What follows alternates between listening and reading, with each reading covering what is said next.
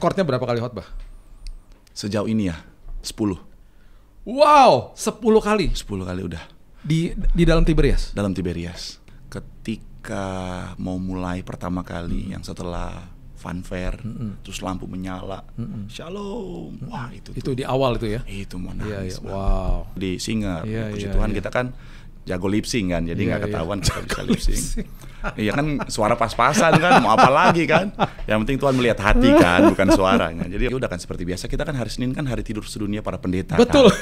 Iya kan, makanya itu hari kita di mana istirahat. Iya. Gue sangat mengamenkan itu tuh hari istirahat kita, betul.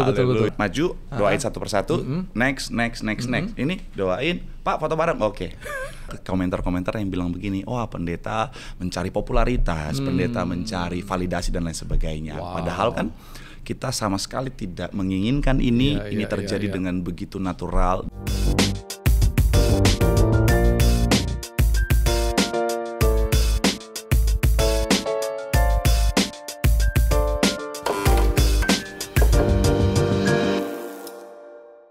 Sahabat Kopi, bersama saya Billy Lantang di Billy's Coffee Table. Hari ini kita kedatangan tamu yang sangat istimewa. Namanya Pendeta Marcel. Yeay! Tas dulu. Siap. Kawanua kan ya kan? Dia kelihatan Manado, gua kagak kelihatan Manado. Iya, lebih fam apa? Boleh. Saerang. Papa Saerang. Mama Kaseger. Kampung mana? Langoan. Kalau papa dulu Lantang itu dari Tomohon. Wow, daerah enak itu. Daerah enak. Betul, pemandangannya. Tapi pasarnya ngeri. Pasarnya ekstrim kan? Karena kenapa? Jualan semua binatang yang bisa dimakan. Betul. Jadi memang itu pasar yang Kristen banget itu. Yang Kristen banget. Pasar Kristen banget. Betul. Karena makan segala sesuatunya. Karena yang paling penting bukan apa yang masuk tapi apa yang keluar. Amin. Luar biasa ya. Itu kan sama Pendeta Marcel kita baru ngobrol berapa kalimat saja sudah terjadi sebuah kebangunan rohani. Amin. Kalau gitu mari kita jalankan persembahannya. Gue jadi inget kalau ke Tomohon itu adalah jalan ke Tondano. Bener kan? Betul. Dan ke Tondano itu gue selalu makan ikan nike. Wow. Ikan nike cuma ada di Danau Tondano. Betul. Kayak ikan teri guys, kayak ikan teri gitu, terus diperkadel gitu, makanya di Danau Tondano. Apalagi kalau makan pakai bubur Manado Tuhan. Wah Tuhan. Dahsyat. Oh Tuhan. Besar di sana. Lapar. Lahir dan besar di sana di kota Manadonya. Di kota Manado. Betul. Terus ke Jakarta. Ke Jakarta tahun 2007. Merantau dan sampai sekarang. Ya. Oke. Nah ini kan Pendeta Marcel nih bukan sekedar pendeta-pendetaan ya. Jadi ini pendeta yang sempat viral ya kan. Dibilang pendeta viral jadinya. Banyak orang ngomong begitu ya kan. Which is bagus karena akhirnya bisa suara kebenaran itu bisa didengar banyak orang. Amin. Karena itu jadi platform di mana-mana gitu ya. Amin. Nah, bisa awalnya gara-gara yang kemarin takjil dan lain sebagainya. Itu apa sih triggernya yang bisa jadi viral tuh apa?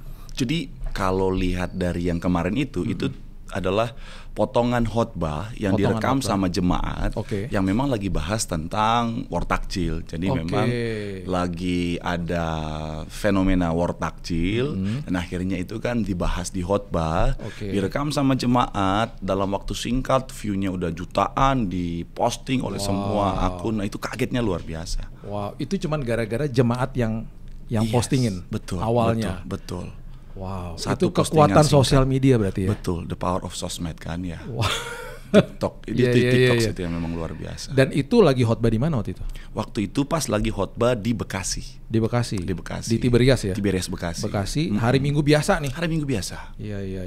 Dan itu memang udah di catatan khotbah? Catatan khotbah maksudnya itu dipersiapkan di dalam. Iya, maksudnya apa itu cuman lagi tiba-tiba keluar aja begitu. Oke. Nah, memang itu sebenarnya kan ya kita kalau bikin khotbah kan biasa ya kita bikin urutannya semuanya dan lain sebagainya. Nah, kemudian di dalam situ ada hal-hal yang biasanya kita tambahkan kan untuk itu tadi ya, untuk jokes, untuk Nah, dan itu salah satunya. Dan memang sekali lagi ada tujuannya adalah pengen gitu. Jadi kan kita kan negara toleransi ya. Maksudnya kita punya tujuan supaya kita tetap menjadi satu negara yang begitu nyaman, begitu indah dan begitu nyaman untuk ditinggali. Dan karena kita kan orang Manado, di Manado kan toleransi kan sangat tinggi ya. Sangat tinggi dan memang bicara tentang dunia pertakjilan ya. Karena memang di masa bulan Ramadan, ketika Natal juga sama. Jadi kita semua kan kan saling mendukung. Betul. Nah, salah satu tujuan saya khotbah itu adalah supaya itu tadi jemaat kita, yuk kita sama-sama yuk. Artinya toleransi yang next level. Ada banyak orang kan hanya berpikir bahwa toleransi ya hanya sampai pada membiarkan saja. Tetapi saya lebih kepada yuk kita ikut mendukung. Selama tentunya kan tidak memasuki area teologis ya. Nah, ayo kita sama-sama supaya kita juga bisa jadi berkat buat para penjual takjil tadi. Terus taunya jadi viral tuh kapan? Hari Senin, bayangin kita kan hari Senin kan. Jadi minggunya khotbah. Minggu sore khotbah. Sore itu lagi bahkan ya. Pas sore. Akhirnya ya udah kan seperti biasa, kita kan hari Senin kan hari tidur sedunia para pendeta. Betul. Kan? Iya kan. Makanya itu hari kita di mana istirahat. Iya. Gue sangat mengamenkan itu tuh hari istirahat kita, betul. Jadi buat jemaat mana? Saya lihat kamera mana nih? Sana mana ya. aja. Buat para jemaat tolong ya jangan telepon pendeta hari Senin. Kami mau tidur. Tapi kalau Pastor Billy sih ya ready jam berapapun ya. Nah, jadi telepon di blok, dimatiin pokoknya. Maaf, pendeta yang ada cari entah kemana. Jadi pas itu Senin lagi tidur jam 9 masih tidur kan, lagi capek-capeknya dibangunin. Hai bangun, udah main TikTok belum? Ya belum lah, masih tidur udah main TikTok kan nggak mungkin dalam mimpi kita main TikTok kan.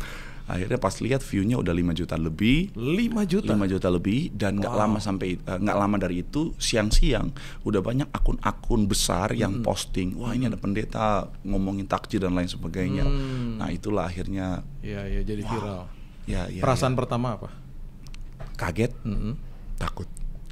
Kenapa? Iya, karena ya itu tadi ya namanya orang tiba-tiba viral kan, maksudnya takut disalahartikan. Bisa, betul. Takut dipelintir-pelintir. Takut gitu. Responnya negatif. Karena kan memang ini kan satu hal yang sebenarnya tujuannya hanyalah rapat internal kita kan. Jadi internal ngomongin internal, tiba-tiba viral kan ya kita tahu bersama kan gimana orang itu lebih bisa melihat apa yang negatif daripada apa yang positif. Betul. Nah, jadi ketika itu viral sempat kepikiran, Tuhan, ini takutnya ada respon negatif dari netizen. Apalagi netizen Indonesia kan terkenal sebagai netizen paling kejam di dunia. Dan jagoan goreng. Betul. Makanya saya bingung saya mau bangga atau tidak itu.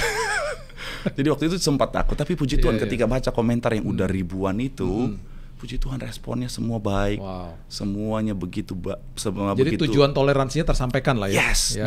Dan akhirnya sadar, makanya sempat ngomong ke beberapa orang yang ngobrol gitu ya. Ternyata memang Indonesia tuh masih bisa selucu itu. Indonesia tuh banyak yang toleransinya tinggi. Cuman memang karena tidak terblow up aja, mereka tidak berbicara, makanya terkesan yang intoleran ini yang lebih dominan. Padahal Indonesia sangat-sangat toleransi. Setelah viral itu, di hari Minggu depannya pas khotbah lagi, ada sesuatu yang berbeda? Sangat berbeda. Apa? Biasanya kan kita selesai khotbah kan altar call, doain kan. Ini abis doain ada request lagi foto bareng. Itu gue mau tanya. Jadi biasanya altar call selesai, bubar, doa berkat, amin, goodbye semuanya. Biasa sekarang maju, doain satu persatu, next. Ini doain, Pak foto bareng, oke. Habis doain lagi, foto bareng. Habis doain langsung foto bareng. Iya. Bahkan kadang-kadang ada yang nggak punya perasaan loh. Jadi foto barengnya bukan cuma 1 kali, 2 kali, berkali-kali. Bahkan gayanya juga aneh-aneh. Ada yang harus begini, ada yang harus begini. Gaya sakit gigi, apaan ini gaya sakit gigi? Bahkan kadang-kadang ada yang begini. Sampai saya bilang, ayo kita foto pre-wedding aja sekalian. Ayo. Sambil tunjuk-tunjuk langit, gimana? Satu hal yang gue alamin di dalam gedung gereja ya. Pendeta Marcel juga pasti tahu lah ya. Kalau yang minta foto dan kelompok yang paling ribet itu adalah ibu-ibu. Kenapa? Karena biasanya ketika mereka mau selfie selalu ada timernya. Betul. Dan mereka ngerti bahwa lagi ada timer, kita ceklikin juga bisa. Iya kan? Mereka tunggu.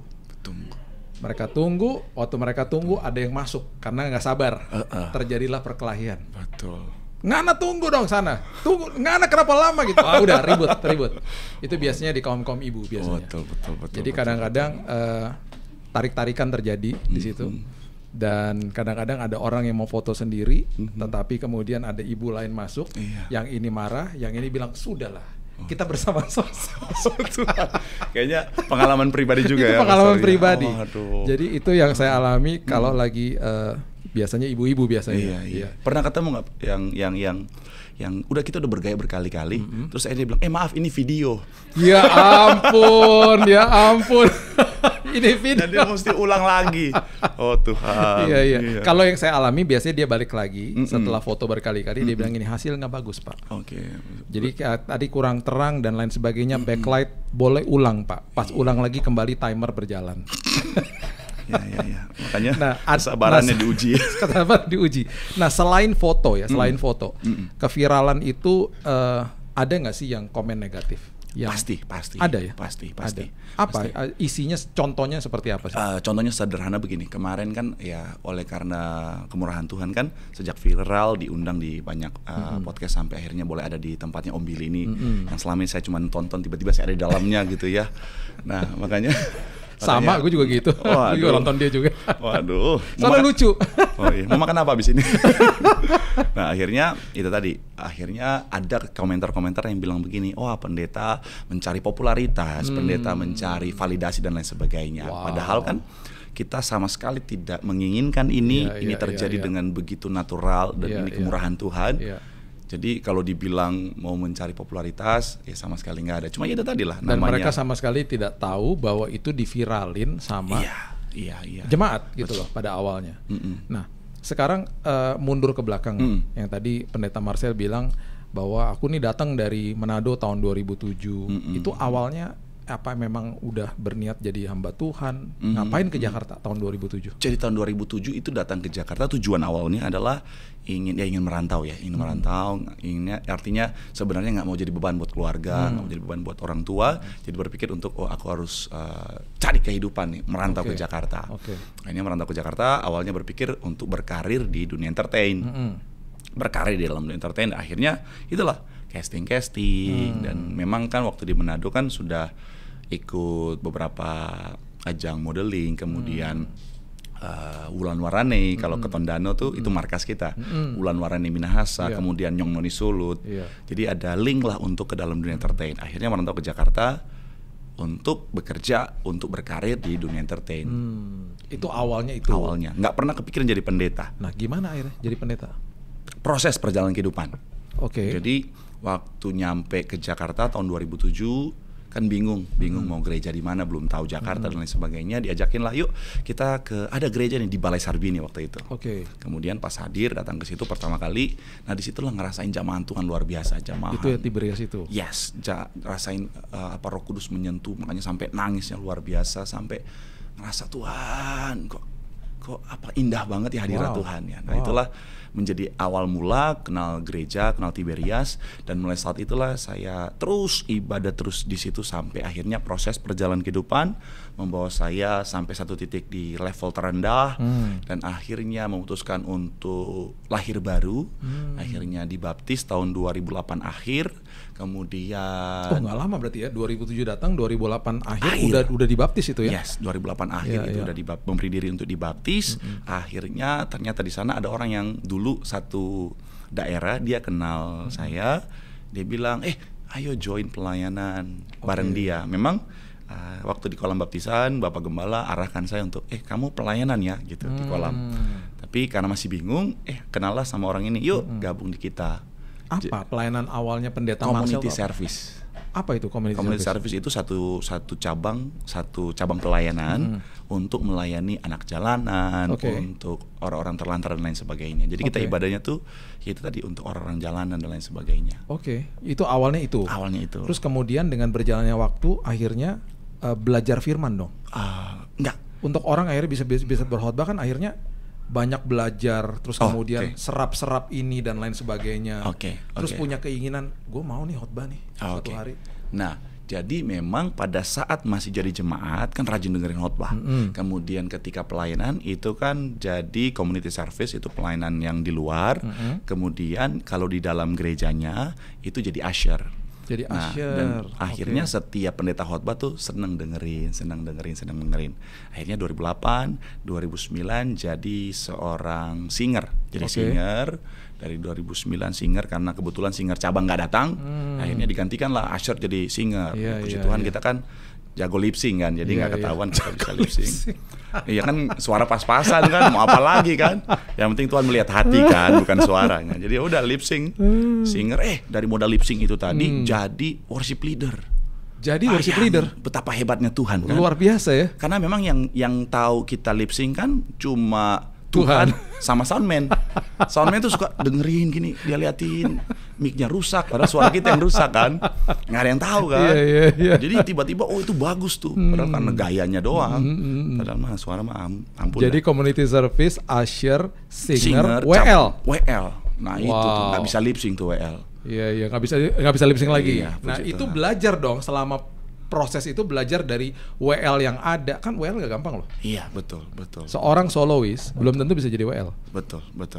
Dan banyak WL, sorry to say, kebanyakan ngomong di atas. Iya. Jadi orang makin bingung. Udah kayak pendeta ya. Sampai satu hari teman baik saya, Om Kris Manusama bilang begini, WL itu tugasnya pimpin lagu. Wow. Ya, yang banyak berkata-kata itu biarkanlah pendetanya. Jangan WL banyak kata-kata. Kau curi kata-katanya pendeta nanti. Buat para WL garis bawahi ini ya. Itu Om Kris waktu itu ngomong dan itu keren, dan itu benar banget. Betul. Nah, terus jadi WL. Jadi WL. Akhirnya sekian lama jadi WL. Jadi WL.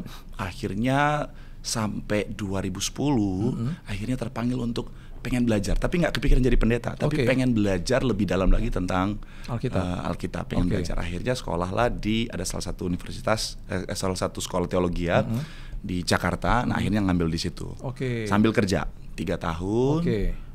Akhirnya terus berjalannya waktu itu karena melayani dari modal WL yang pas-pasan tadi suaranya, jadi WL Bapak Gembala sidang. WL udah nggak bisa lip sync, jadi biasanya cuma ambil awal, abis itu silakan kaum pria bernyanyi. Silakan kaum wanita bernyanyi. Singer silakan bernyanyi. Silakan sama-sama, udah itu namanya berhikmat, amin. Nah jadi abis itu jadilah WL-nya tim Bapak Gembala. Oh wow, Nah akhirnya itulah dikenal Bapak Gembala, jadi tim yang membantu beliau. Akhirnya diarahkan untuk jadi seorang pendeta. Makanya akhirnya 2013 dapat beasiswa untuk melanjutkan ke sekolah teologi di Karawaci. Hits. Di Hits, betul. Akhirnya jadi berarti kalau misalnya jadi WL utamanya, kita sudah tahu dan sudah paham, semua orang-orang Kristen tahu bahwa yang khususnya di Jakarta ya, bahwa kalau akhir tahun itu gereja Tiberias sudah langganan kalau Natalan pasti di GBK. Iya. Dan itu sudah setiap tahun dan itu menjadi sebuah ajang yang luar biasa di mana ketika orang-orang datang itu menjadi sebuah momen yang sangat indah. Bahkan cuman fotonya aja membawa keteduhan. Apalagi kalau foto yang ada lilin-lilinnya di mana-mana. Itu bagi gua aja ngelihat itu merinding. Dan itu bertahun-tahun seperti itu. Berarti pernah lead worship di situ dong? Puji Tuhan, puji Tuhan. Gimana tuh rasanya sekian ribu orang nyanyi sama-sama? Momen yang paling bikin mau menangis itu sebenarnya ada 2. Adalah ketika mau mulai pertama kali yang setelah fanfare, terus lampu menyala, shalom, wah itu di awal itu ya? Itu mau nangis banget. Wow. Kemudian momen kedua adalah pas malam kudus, dipimpin langsung biasa Ibu Gembala. Wow. Itu betul, pas lilin menyala. Iya. Pernah didata nggak berapa orang yang kira-kira hadir? Sama di bawah, sama di tribun semuanya? Kalau Tiberias itu bertahun-tahun selalu di atas 200.000. Di atas 200.000. Wow. Wow. Ini resmi loh ya. Dari seorang pendeta Marcel dari Tiberias mengatakan bahwa GBK itu yang termasuk di bawah soalnya ya, bawah sama di atas itu kalau dihitung itu rata-rata setiap tahun itu 200, lebih dari 200.000. Yang terakhir lebih parah lagi.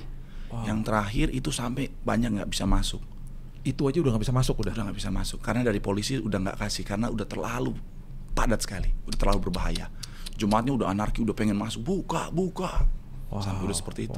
Makanya saya sampai cek ini jemaat.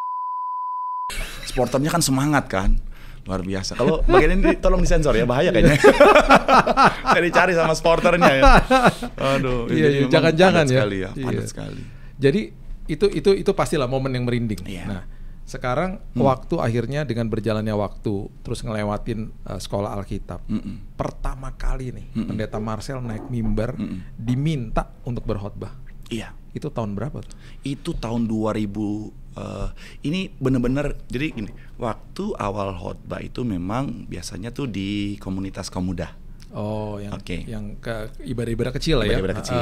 Nah, tiba-tiba satu ketika saya kan tim Bapak Gembala itu pelayanan ke Manado.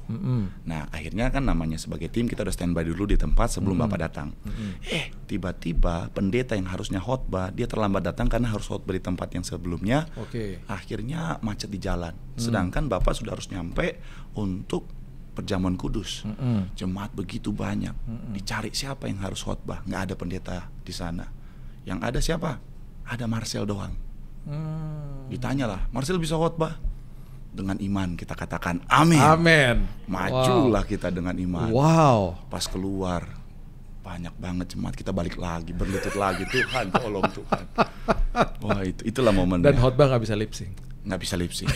Akhirnya tapi kita melangkah dengan iman kan, maksudnya kita percaya Tuhan.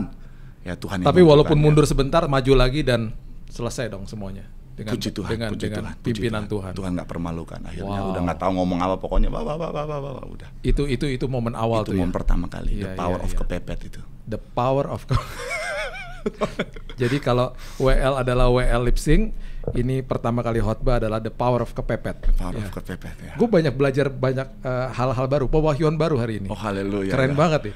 Iya. Kan biasanya orang bilang the power of thanksgiving, the power of ngucap syukur, ini the power of kepepet. Betul. Selamanya yang penting ini nggak sesat ya. Nggak sesat. Tuhan. Jadi akhirnya waktu udah selesai itu dan itu udah jadi mulai setelah itu pasti namanya terdengar, mulailah khotbah secara rutin di Tiberias di Jakarta. Mulai beberapa cabang dan akhirnya mulai keliling. Iya. Kenapa ada sebutan pendeta industri? Maksudnya apa? Karena kemarin. Karena kemarin viral. Akhirnya itu tadi pertama kali diundangkan itu di acaranya Om Deddy Corbuzier kan. Nah di situ kan teman saya kan si Habib Industri. Nah akhirnya saya karena sudah ada Habib Industri. Saya lah jadi pendeta industri. Waktu itu masih pendeta siap industri. Siap industri. Baru siap industri belum industri. Nah sekarang amin. Semoga sudah siap. Jadi itu sebutannya awal-awalnya seperti begitu ya. Tapi apapun itu, yang penting ketika sedang viral, yang penting ujung-ujungnya kebenaran firman Tuhan tersampaikan. Amin. Setuju ya Pendeta Marcel? Yes. Dan selama perjalanan ini, udah pastilah kita semuanya sebagai hamba Tuhan ngalamin momen-momen yang gak enak dalam hidup ini. Momen-momen di mana kita sedang ada sepertinya rasa di bawah, mungkin dihakimi, mungkin rasa jenuh dan lain sebagainya. Kalau perjalanan hidupnya Pendeta Marcel seperti apa? Momen-momen yang gak enak itu seperti apa? Banyak sih ya. Banyak kalau mau evaluasi ya, mungkin karena Tuhan bilang kan banyak diberi banyak dituntut ya. Jadi akhirnya Tuhan izinkan banyak proses. Jadi mulai dari dari Manado ke Jakarta aja udah ngalamin kekecewaan. Orang-orang yang dulu waktu di Manado tenang, kalau kamu ke Jakarta tenang, kita bantu, kita punya link di sana sini. Ternyata pas nyampe sini ya udah ternyata nggak seperti itu. Berharap pada manusia kecewa ya. Akhirnya ya udahlah, berusaha cari jalan gimana. Akhirnya ngikut pergaulan, salah pergaulan lagi kan. Ngikutin karena mikir ya orang bilang kamu kalau mau sukses mesti bergaul dengan mereka. Nah mereka senang dalam dunia pergaulan yang dari perspektif kita ya pergaulan yang buruk, dunia malam yang merusak segala macam. Nah itu akhirnya masuk lagi di level yang terbawa lagi, ditinggalkan banyak orang gitu. Akhirnya ya jatuh bangun. Waktu sudah sudah sekolah Alkitab dan lagi dalam momen pelayanan nih, momen-momen ini berapa tahun terakhir ini, pernah nggak ngalamin momen-momen yang merasa teruji, jenuh, kemudian harus di-recharge lagi gitu?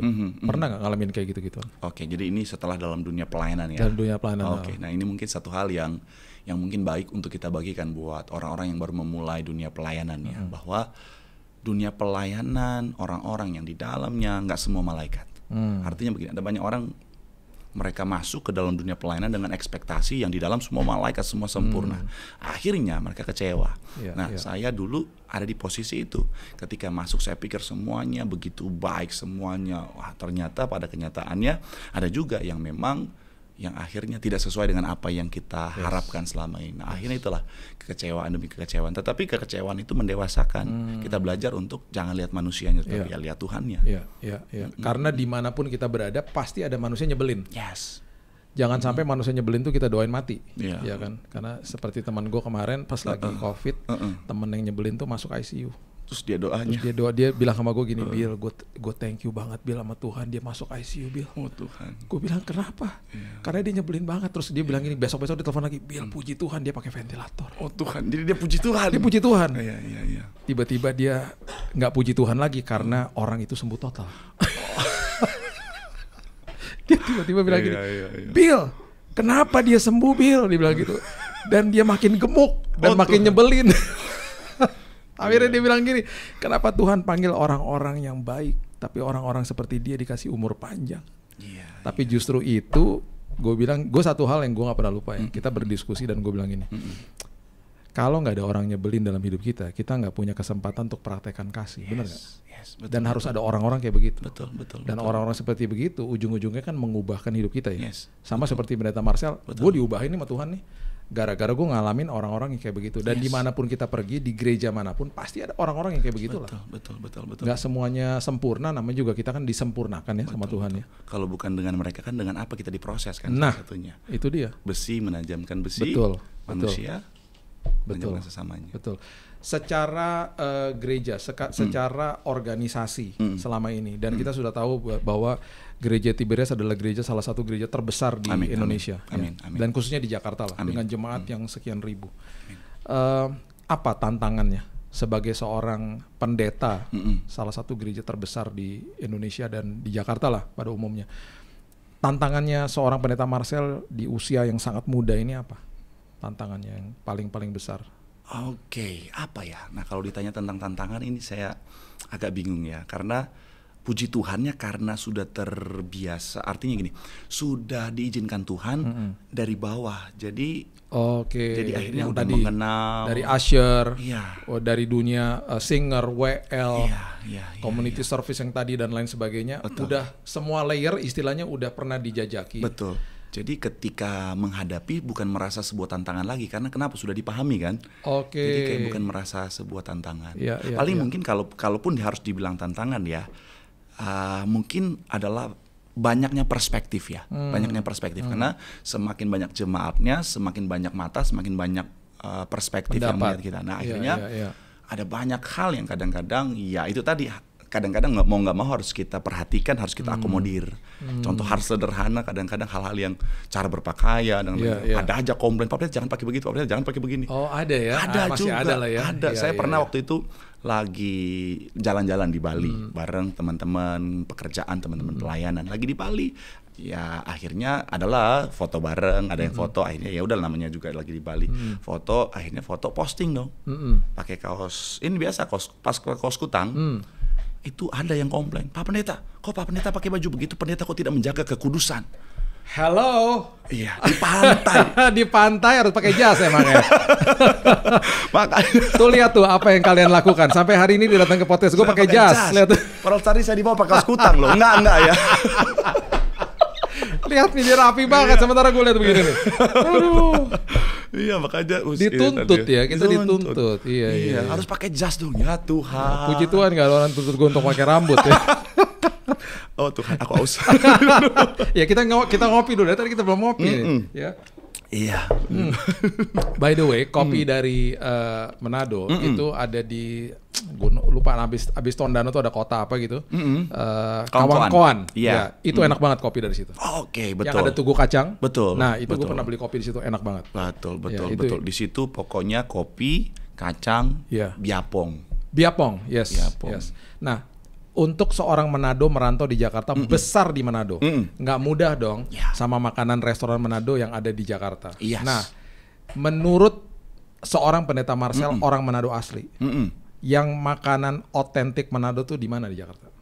Waduh, nggak apa-apa kita sebut merek ya? Nggak apa-apa, gue akan sebut juga ntar lagi. Kita beradu ini nih, pendapat. Karena kan bokap juga kan besar di Tomohon. Jadi waktu dia merantau, ya gue lahir di sini. Tapi karena dia besar di sana, dia cari yang otentik dong. Ya, kalau pendeta Marcel di mana? Saya boleh sebut 2 tempat boleh ya? Boleh. Yang pertama Beautika. Beautika, oke. Ya, bukan karena ownernya teman saya, bukan ya, tapi Tante karena memang. Sophie ya. Oh iya, Tante. Halo. Nah, yang pertama Beautika, yang kedua adalah Ambassador di Mall Ambassador. Di atas. Yes. Yang di food court. Yes, itu banyak pilihan. Betul. Itu memang enak sih. Itu banyak banget yang Gue inget banget bokap gue pernah ngomong dan menganjurkan untuk beli di situ. Yes. Satu lagi. Ya. Rawamangun. Rawamangun. Ada lagi sih sebenarnya. Namanya lupa ya. Dia ada beberapa di situ. Oke. Ada beberapa mereka restoran dekat. Mungkin ingat namanya Andi Watung. Yes. Satenya enak itu. Nah, betul ya. Oh iya. Oh betul. Andi Watung. Yes. Oh, yes. Gitu. Kita sehati ya. Iya, itu otentik. Orang Manado kalau udah tahu Jakarta dan ngerti masakan Manado di mana, pasti akan sebut nama-nama yang barusan. Yes. Terakhir kali pindah di belakang yang ada ruko itu dia. Betul. Siap. Itu luar biasa. Jadi kalau orang Manado lagi bingung cari makanan Manado, itu tadi yang nama disebut-sebutkan. Oke, betul. Ya. Rekomendasi dari kami ya. Dan di rumahnya Pendeta Marcel, datang ke rumahnya juga ada makanan Manado setiap hari Senin. Jangan lupa. Betul. Setiap hari Senin karena datang. Tunggu jemaat kasih hari Minggu. Sama ya. Iya. Jadi mobil saya kalau hari Minggu itu terasa food court. Terasa food court. Terasa food court. Oh, iya, Tim saya tinggal tanya, "Kak mau makan apa?" Ada apa aja, menunya lengkap. Dari makanan sampai dessert sampai kopi ada. Nah, ini kalau hari Minggu nih, ngomongin hari Minggu nih. Iya. Rekornya berapa kali khotbah? Sejauh ini ya 10. Wow, 10 kali. 10 kali udah. Di dalam Tiberias. Dalam Tiberias. Itu memang 10 kali ibadah. Iya. Jadi kalau Tiberias kan banyak cabang ya. Iya. Ada banyak cabang. Jadi normalnya 9 kali. Cuma waktu itu pas ada temen yang istrinya mau melahirkan, jadi dia langsung jaga ke rumah sakit. Jadinya setelah 9, napas udah sesak napas tuh, tambah 1 lagi 10, itu rekor. Tapi bukan di satu cabang aja dong, ini kan beberapa tempat gitu ya. Betul. Mulai dari jam berapa? Jam 7 pagi. Jam 7 pagi selesai malam. Setengah 9 malam. Wow. Iya. 10 ibadah. 10 ibadah. Itu pas udah ke ibadah ke-8 lah gitu ya. Itu ngomong apa udah ini aja, udah kayak di program gitu. Di program gimana jaga pewahyuannya gitu? Apa udah ngomong kayak udah asal aja ngomong gitu? Karena udah kayak udah hafal akhirnya. Itu maksudnya kata-katanya. Oh, oke. Nah, kita kan makanya dalam ilmu homiletika ya. Nah, kita kan harus sekali lagi ya meresapi setiap kalimat yang disampaikan, jangan hanya keluar begitu saja. Nah, itu terus yang ditanamkan untuk ingat disampaikan. Itu yang dijaga. Itu yang tetap dijaga. Jangan sampai ngomongnya cuman karena gua hafal nih. Apa namanya? Rangkuman khotbahnya gua udah ngomong udah kayak ya akhirnya nggak diresapi lagi, tidak ngerasain kebenarannya. Itu yang harus dijaga. Dan makanya selalu setiap sebelum naik khotbah tetap kebiasaannya untuk selalu berlutut dulu, minta urapan Tuhan, bukan apa yang aku mau sampaikan, tapi apa yang Tuhan mau sampaikan. Jangan sampai kita mengandalkan kekuatan kita kan, akhirnya nggak minta Roh Kudus bimbing kan. Itu penting banget. Itu yang jadi poin gue, karena kalau sudah sampai khotbah sekian kali satu hari, sangat mudah bagi seseorang pendeta itu untuk mengandalkan kekuatannya sendiri. Itu yang bahaya. Karena ya bahannya gue udah hafal, gue udah katam, gue udah tinggal ngomongin dari sini, gue merem juga gue akan ngomong nih semuanya. Itu yang bahaya. Itu bahaya banget. Jadi berdoa berlutut setiap kali sebelum ibadah, bahwa tahu bahwa ini adalah semuanya pimpinan Tuhan. Yang kedua adalah selalu jaga hati, setiap kata-kata itu yang tadi dikatakan diresapi bahwa ini adalah pewahyuan kata-kata dari Tuhan, kita hanya sebagai penyampai saja. Betul. Wah, itu keren banget. Itu keren banget. Dan ini harusnya menjadi contoh bagi banyak hamba Tuhan yang berkhotbah, bahwa jangan sekedar ngomong, jangan asal ngomong. Ya, dan itu satu hal yang nyokap gue udah 81 tahun. Wow. Dia dulu pernah WL juga, dia bertumbuh di dalam pelayanan dan lain sebagainya. Tahun 67 keluarga kami membentuk yayasan namanya Immanuel yang ada toko bukunya dan lain sebagainya. Jadi dia besar di situ lah dari dulu. Jadi ketika dia dengar khotbah hari-hari ini, satu hal yang kemarin minggu lalu dia ngomong gini, orang itu ya kalau tidak mempersiapkan diri. Gue cuman ngomong lagi ngopi berdua sama dia di rumah. Orang itu ya kalau nggak mempersiapkan diri, kelihatan dari cara dia berkhotbah. Itu nempeleng gue banget. Wow. Dia cuma ngomong hal yang sederhana. Gue dalam hati gini, iya benar juga sih, benar banget. Makanya yang tadi gue dengar itu gue aminkan. Amin. Berdoa dan kemudian tahu bahwa setiap kata itu bukan kata-kata dari kita, kata-kata Roh Kudus. Wah, thank you banget. Thank you banget Pendeta Marcel. Tolong dong kasih tahu sama semua sahabat-sahabat kopi di dalam kehidupan kita hari-hari ini dengan semua pergumulan mereka yang mereka hadapi, khususnya anak-anak muda. Melihat sosok seorang Pendeta Marcel, kira-kira nasihat yang paling berguna di dalam zaman yang penuh dengan kebisingan sosial media yang tadi kita sudah bahas gitu ya. Apa yang harus kita lakukan hari ini supaya kita intun untuk dengar terus suara Tuhan dan hidup di dalam kebenaran? Silakan. Oke, pesan buat sobat kopi yang pertama adalah ingat kopi yang paling enak kopi Kawan-Koan, jangan lupa. Jangan lupa. Kopi Kawan-Koan. Yang kedua adalah itu tadi ya, dalam dunia yang hari-hari ini penuh dengan distraksi, ingat baik untuk tahu apa panggilanmu, apa tujuan Tuhan menciptakanmu. Mungkin secara detail kita berbeda-beda, tetapi secara garis besar hidup kita untuk kemuliaan nama Tuhan. Jadi pastikan gunakan hidupmu, gunakan apa yang sudah Tuhan anugerahkan dalam hidupmu untuk kemuliaan nama Tuhan, supaya melalui kehidupanmu banyak jiwa dimenangkan, nama Tuhan dipermuliakan. Amin. Yes. Haleluya. Praise the Lord. Thank you. Pendeta Marcel, nanti kita akan pergi ke pinggir pantai dan kita berdua akan pakai kutang. Kita foto bareng. Yes. Dan biarkanlah mereka komplain sama kita di Pantai Manado nanti satu. Iya, nanti kan foto kita berdua nanti satu hari. Iya, ya? Jadi kalau Anda lihat foto itu, percayalah saya dipaksa sama Om Billy. Lebih tepatnya singlet kali ya. Singlet. Oke guys, thank you udah mampir di channel sini. Dan jangan lupa subscribe, follow, dan juga like IG, TikTok, dan juga YouTube Billy's Coffee Table. Until next time, God bless you.